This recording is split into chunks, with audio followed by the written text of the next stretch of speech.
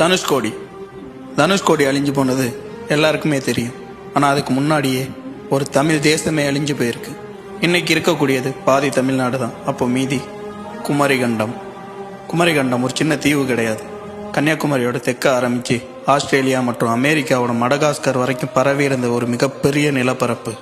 முதல் மற்றும் இரண்டாம் தமிழ் சங்கங்கள் இங்கே தான் நடந்திருக்கு. பல்லாயிரம் வருஷத்து அறிவும் கலையும் இங்கே தான் புதஞ்சு கிடக்கு.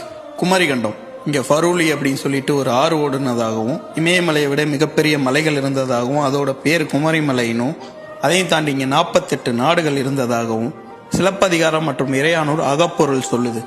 குமரிகண்டம் ஏதோ ஒரே ஒரு கடல் சீற்றத்தால் அழிஞ்சு போனது கிடையாது. 3 முறை மிகப்பெரிய கடல் சீற்றத்தால் அழிஞ்சு போயிருக்கு. இதை தனுஷ்கோடியை கம்பேர் பண்ணும்போது 100 மடங்கு அதிகம். முதல் மாந்தன் தோன்றிய இடம் குமரிகண்டம். அவன் பேசிய மொழி தமிழ். இயற்கை சீற்றத்தால் குமரிகண்டம் அழிக்கப்பட்டது. தமிழர்களின் வரலாறு மறைக்கப்பட்டது. இன்னைக்கு நிலைமைக்கு குமரிகண்டம் இருந்திருந்தா தமிழ்நாடு ஒரு தனி நாடு. இதை பற்றி என்ன நினைக்கிறீங்க?